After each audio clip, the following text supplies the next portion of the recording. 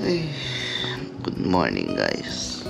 Saan na pala yung lamesa na tayo? Ay, mabigay ito ni Jura. Yung bigay ni Jura yan ng brown. Tapos, mag-alarm. Alas 6 ng umaga oh.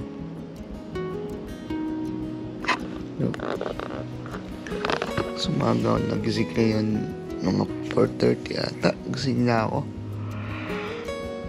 Kasi nakatulog. Ano oras lang eh.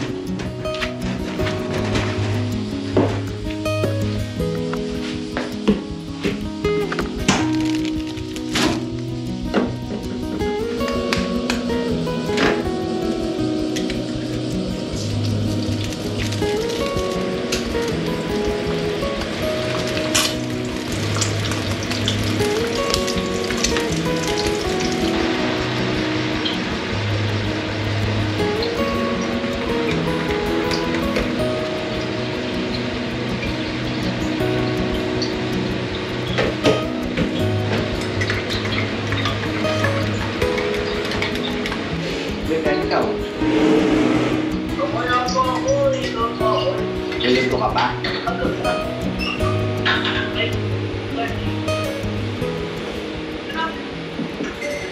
Hindi pa yun. Liwanag pa dito eh. May mga kawasak. Oras na.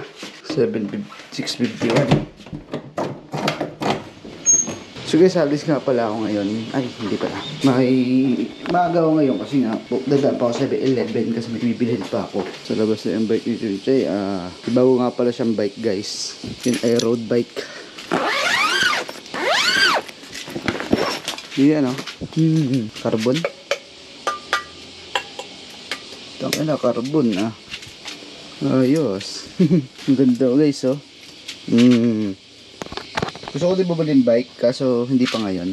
Tamad pa ako magbike, ang init. Tapos kasi si Yuan ay uuwi. Sabi niya sa akin ay papahiram daw niya sa akin yung bike niya. Sabi ko para din ako bumili.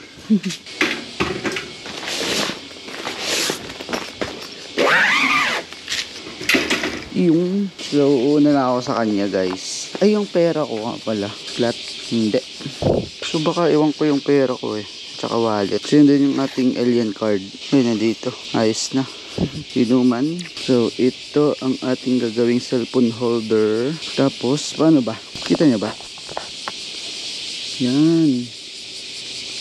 Ay pwede nga pala. Cellphone holder to. Diba? So nga pala ay tayo ay may SIM card na guys. Kaya goods lang na umalis tayo no. Kahit saan tayo pupunta, meron naman tayong SIM card. Tingnan niya natin, check. Malayo na sa bahay ha. YouTube. Ayun no, gumana na oh. Ano to? Hinahatunog sa ating bag. Ay, ngayon ay Monday. At yun, ay apaw oh. Oh. Hapaw yung tubig. Ibig sabihin, malakas yung ulan sa bundok. Nandito. Hapaw siya guys. So yung bike ni Yuan, yung color green, di ba nakakasama naman natin si Yuan dati. Yun ay papahiram daw niya sa atin. Di ko lang alam kung sigurado. Ang galugligin, ang lakas. Pero kung ipapahiraman sa atin ay yun ang gagamitin nating pang bike kapag weekend. So kapag hindi naman ay hindi ko alam kung kailan ako bibili kasi hindi ko pa naman priority yung pagbabike na yan. So dito pa lang sa company bike na to is okay na ako dito. Tsaka napakapagod din ko na eh. Pero for sure bibili naman at bibili din ako ng bike. Hindi ko nga lang alam kung ngayon or uunahin ko yan ano. Pero for sure hindi ko pa mauuna yan bike kasi nga ba't ko unahin yan eh. May mga kailangan akong pagkagastusan ngayon bukod sa bike. Although kaya naman na bumili ng bike sa unang sahod pa lamang, pero may mga dapat akong bayaran pa na dapat kong unahin kaysa bumili ng luho ko. So saka na yung bike na yan. So madali naman bumili ng bike kapag talagang luwag na. So may nagagamit pa naman tayong bike so far for today's video. So itong bike na to pwede din tong malayuan, kaso nga lang ang kaibahan dito hindi ka makakapag hindi mo maititipa ng mabilis. Hindi ka makapagpatakbo ng mabilis unless napakalakas ng bisig mo, ng resistensya mo, di titipa mo ng mabilis. Tapos ayun nga, masyado tong mabigat itong company bike na to, tapos wala siyang cambio, yun ang masama. Tapos yung style niya parang adventure type, yung parang ADB, yung mga NMAX, ganun yung style nito, kaya yung hangin salong-salong mo. Di tulad ng road bike, naka sports mode, parang sports na sports na design, nakasubsob guys. Hindi ka to sa mga nakasubsob yung road bike, kaya yun pinatawid nila tayo. Ay, bibili lang ako dito guys sa 7-Eleven, tapos gura belas na tayo ulit. Init guys, kahapo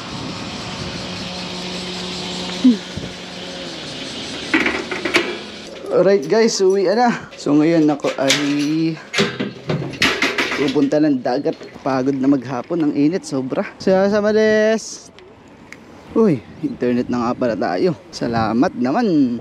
Alright, nakakailan na tayong gig o 762 gig from simula nung Sabado guys. Ay nako, blue jeans, sige pasok sa eskwela at balang araw makikita mo. Ako lang tulak nyo.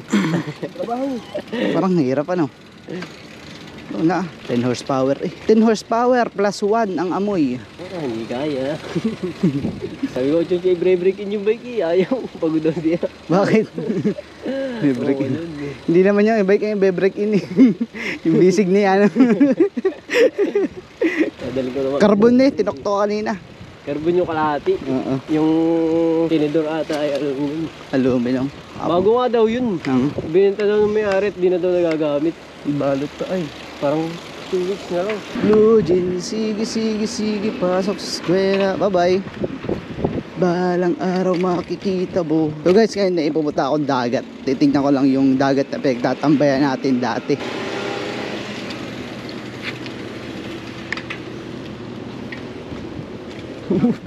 Dagat. Uwi ka na ba? Ha?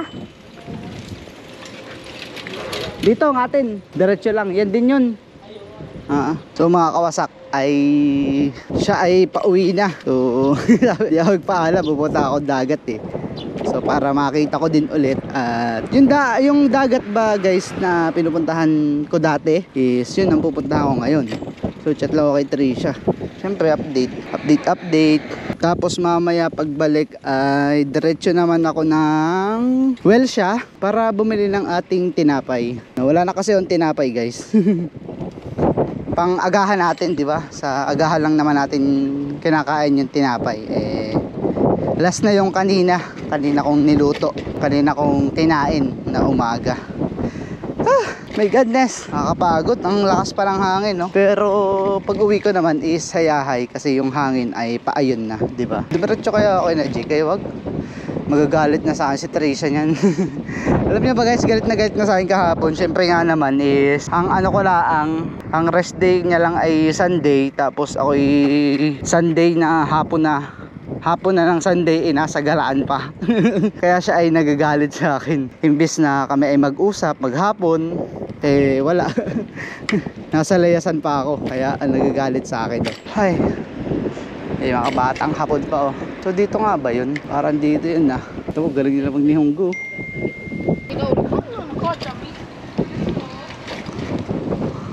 Tama, pinauna talaga nila ako, no? Ay, ayun, pagong. Ayun ang maganda, may pedal assist. Tayo na, kahit saan ako magpunta niyan pagka ganyan. Pag may pedal assist. Kaso nga lang yung ganyang bike guys is napakamahal. Yung may battery ba? Ayan, napakamahal talaga niyan. Di natin afford yan. My God. Ayan malapit na tayo sa dagat guys.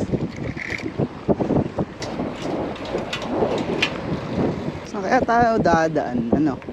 Ito yung daan papunta kay na Jake. Itong taas ng tulay na to. So, ibig sabihin pwede tayo dyan tumaas. Ayun, may nakabike din eh. Or dito tayo sa gilid, no? Visited area.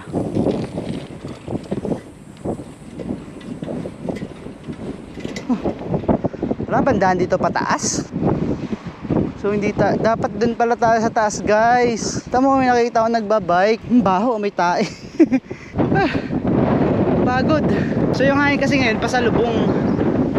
So sana may makita akong paakyat na daan. Para ito kasi taas na yan, yung anong yan, yung kabilang to is dagat na. So dapat dyan tayo sa taas. Kasi may kalsada pa dyan, guys, na pang sasakyan tsaka pang bike. Pwede tayo dyan. So dito lang tayo napasuot, no? So salubong tayo sa hangin, pero mamaya naman is maganda na. Mamayang pauwi. Kasi paayun naman tayo sa hangin, hindi tayo mahihirapan. Ngayon nga lang, talaga para nag-aahon. Dito kaya pwede. Pwede dito. Nakadin nga natin. Yan oh. Yan yung windmill. Yan oh. Oh, di ba? Yan yung windmill, guys, oh. See? May mga namimingwit, oh. Nakakatuwa naman. 1.2 kilometers hanggang dagat daw. So, pwede din tayo sa baba dito. Pwede din tayo dyan. Kaso nga lang pangit yung bike natin eh. Parang hindi applicable dyan sa batuhan. Sugay ne. Parang nasa Ilocos Norte ka lang oh. Diba? Ang lalaki ng windmill. 2, 4, 5. Yun guys, nakakita ang lilim. So mali ko, hindi ako nakapagdala kahit tinapay man lang, no? Wala naman kasi tayo nadaan ng convenience store or kahit anong pamilihan. So doon tayo sa lilim tumigil, no? Ito lilim oh. Ay nako, sarap dito ah. Mas maganda dun guys, sa dulo dun. So puntahan natin maya maya, no? Picture lang tayo konti dito. Nakakapagod. So banda-banda rin tayo. Parang ang pangit ng view dito eh. Yun, kita nyo ba yun, no? May mga nagka-camping ka, hindi naman camping, parang nagtitrippings dun, no? Sarap siguro na may 4x4 ka dito, no? Pwede tayo dun. 4x4 na sasakyan, no? Yung mga Jimny, Suzuki Jimny. Ayos na siguro yun. 0.6 kilometer, nasa dagat na. Ito muna tayo, pahinga tayo konti. May nasakyan sa likod. Di ko lang kung pwede tumigil dito, no? So pag napagalitan tayo dito, bahala na. Ano tayo nyan? Ay, nawala yung sakyan sa likod. So pwede, ano natin? Video tayo.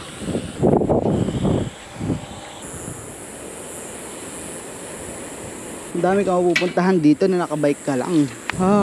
Di ba? Sarap ne. Kaso nga lang pag nag-iisa ka talaga, napakahirap mag-enjoy.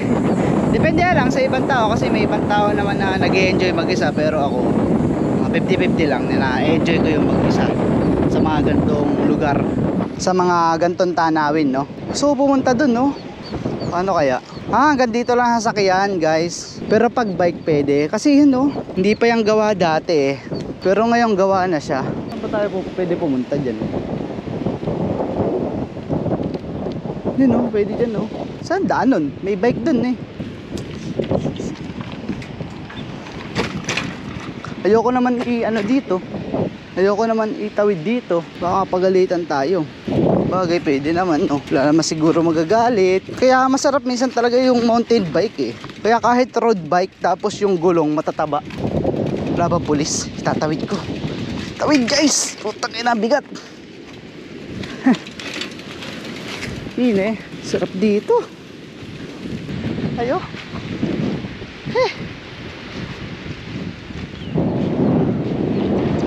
Ganang tanawin dun, no? Kaso nga lang napakainit. Kayo ko yung i-bike dito. Di ba delikado? Baka lumubog yung gulong natin eh. Ay guys, delikado nga. Lumulubog yung gulong. So may nagpi-fishing doon. Tapos may magsusurfing oh. Oh, di ba? Parang nasa Ilocos lang oh. May nagsusurfing oh. Dating naka Honda Click. Ngayon ay naka Japanese bike. Oh. So may namimingwit doon. Naka-bike, mukha siyang trainee. Pero ewan ko, ayoko puntahan. Nahihiya ako eh. Delikado. Ito guys oh. Unti-unting gumuguho oh. Siguro pag sobrang lakas ng alon, ano, pag tumatama sa dyan, unti-unting nauubos tong gilid oh. Diba? Napakainit lang talaga.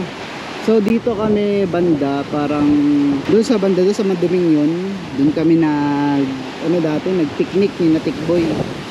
Wala lang, trippings lang. Tapos may mga batong ano kaya to? Siguro pang kontra to sa alon na malalaki.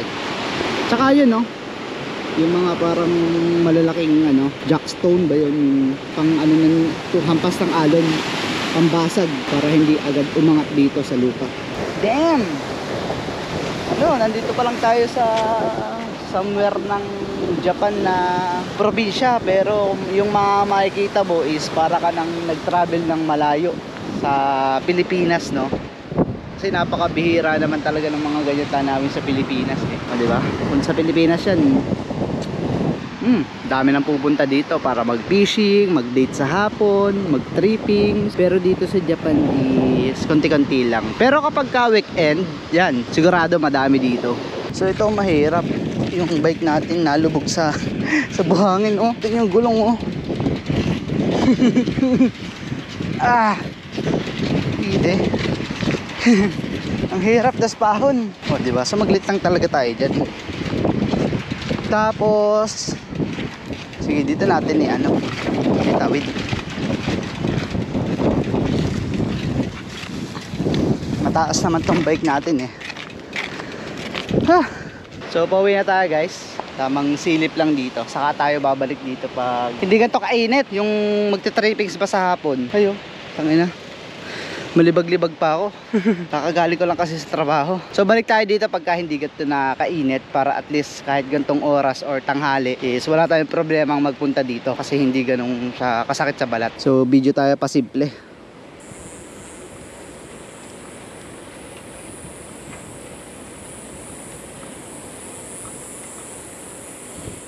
Sa mga kawasak, kung kanina yung hangin ay patulak sa atin, so ngayon naman ay kung kanina ay pasalubong sa atin, ngayon naman ay medyo tinutulak tayo ng hangin. Hindi naman ganun kalakas eh, pero at least hindi na siya nakakasagabal sa pagtipa natin sa pagpadjak, no. So medyo sumusunod yung ating yung ating katawan. I mean, tinutulak tayo ng hangin, di ba?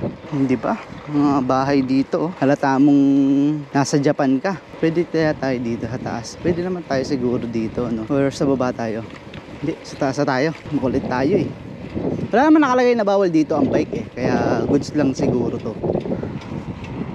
Kasi pag sa baba tayo, wala tayong matatanaw dyan. So kung nakikita nyo to, yan tulay na yan guys, yung mahaba, yan ay papunta kay na Jake. Kasi itong windmill, malapit na dyan yung kay na Jake guys. Eh di ko lang kung kailan tayo pupunta doon. Siguro sa Sabado na. Kasi silang dalawa ni Yuan ay pauwi na Pilipinas at si Jake ay magbabakasyon. Hindi, si Jake ay hindi ko alam kung babalik dito, pero nagpaano na siya, parang nagpa-endo, and then hindi pa niya sure kung kailan siya babalik, pag naisipan niya daw. Tapos si Yuan naman ay 3 months ata ang kanyang bakasyon.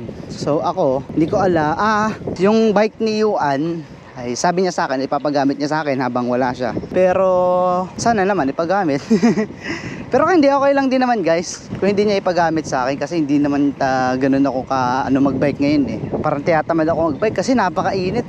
Pwede sana pag gabi o kaya mga month of September siguro. Ayun, pwede pa kasi medyo na yan eh. Medyo padilim na. Padilim bagang palamig na. Kaya hindi na ganun kasakit sa balat. Ngayon, tanghali pa lang parang hihimatayin ka eh. Diba? Ato kaya nasiraan. Pag flat may pambomba ako dito. Ay hindi, nag-trip lang, nag-side trip. So dito kami dumadaan dati. Sa taas na yan. Baho talaga dito.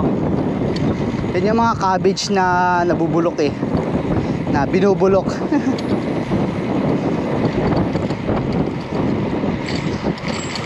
Yan.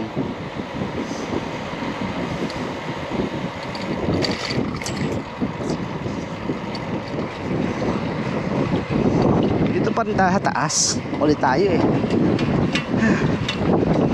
Pagod.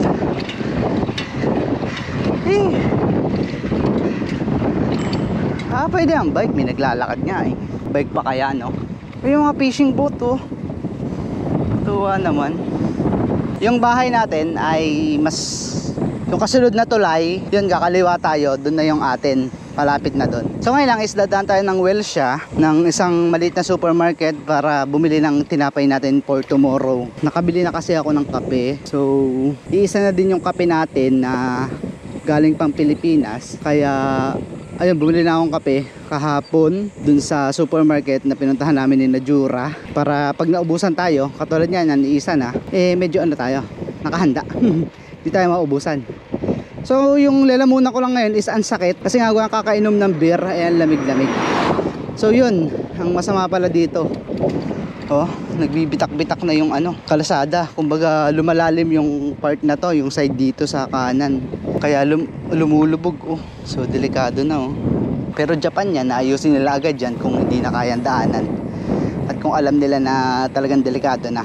Ayun, yung tulay, oh. So yung naka-register pa sa aking Google Map dito sa Android ay yung yung dati kong bahay sa may Sun Heights, dun kay Nabing. So ngayon, medyo alam ko naman yung daan.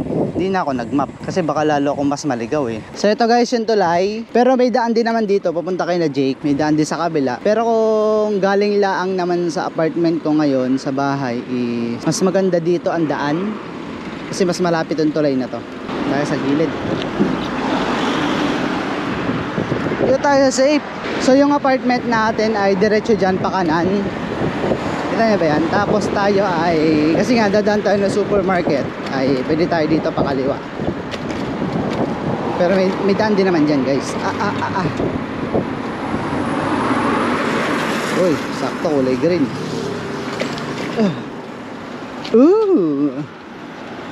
Oh, diba? So yung Welsha nga pala ay yung pupunta nating supermarket ay tapat ng 7-Eleven guys. Yung traffic din pala dito, no? Kala ko sa Bachi lang nagka-traffic dito. So yung cellphone natin baka malaglag ah. So lilipat ko nga lang tayo mamaya yung cellphone. Ito yung mahirap dito sa daan na to, makipot. Wala siyang daanan ng tao eh. Kaya parang gilid na gilid ka sa mga sakyan. Eh hindi naman layong-layo yan kapag kami kasalubong silang kotse. Pagod na ako guys. Galing pa tayong trabaho eh. Tapos diretso tayo bike. Pero dati kayang-kaya ko yan, no problem. Pero ngayon, syempre hindi pa naman tayo ganun kasanay. Nahihirapan tayo. Iba na kasi yung direction natin ngayon. Kaya salubong na ulit tayo sa hangin. Ito happy pedestrian. Kasi tinapay yung bibilhin natin eh.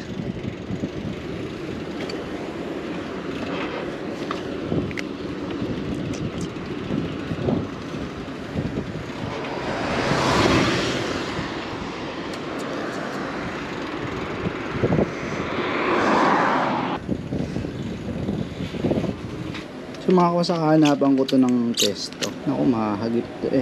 Parang doon nga lang talaga to. Doon nga lang guys. Pag dito naman sa ilalim, pwede naman pala dito. Kaso nga lang, masyado siyang naman, malalim. Hindi pwede. Masyadong malalim guys sa cellphone natin. Ay oo, malalim nga. So doon na nga, pinakamaganda. So, anuhin na lang natin. Pagka na pwede anuhin. Pagka bumababa, pwede saka. Ayan oh, pwede pala nakaganyan oh. Ako, di maintindihan. Ayusin ko to. Paano ko ba madidiskartehan to? Lahat pala talaga yung nakagayaan. Nakaganyan nga. Walang magagawa. Mahal mo na. Ba't adan? Ba't adan? So wala guys, ganyan talaga. So dito kaya, parang pwede rin dito. Kasi naman, kaya pala dito. Hindi pala pwede. Hintik na yan Hindi kaya guys. Or dito baka malaglag kasi. Dito na nga lang, tulad na lang nung kanina. Di ba? Ano oras na ba? Ay, labas yata Trisha. Oh, sakto. Alas 5 sa atin. Yan. O, di ba? Let's go. Let's go, Kurekong. Tayo pwede mag-exit. Dito na tayo. Dito tayo guys sa pedestrian.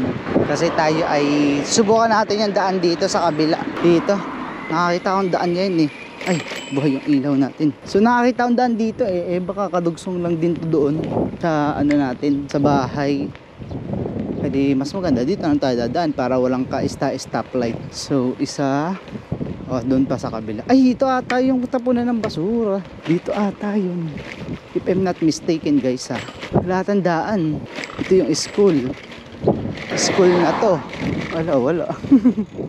Gagi, balik tayo. Pwede kaya dito sa school dumaan. Sa harapan. School.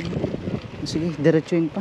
Hindi naman tayo maliligaw pa niyan. Ay, pwede pala dito, oh. Bike, oh. Doon yung bahay natin. Ay, tama. Ito yung basurahan. Ay, hindi pala. Mali ba? Oo, hindi nga ito yung basurahan. Try natin kung maliwa dito. Kasi school na yun, eh. Baka madadaanan natin yung basurahan. Medyo nakakalito, ah. First time kong lumabas ulit ng nakabike. Ay, oo nga. Ito nga yung basurahan, guys. Oh. Kita mo, ang galing pa din ng kompas ko. Yan, oh. Basurahan, no? So, bukas magtatapon tayo. Ito yung school. See?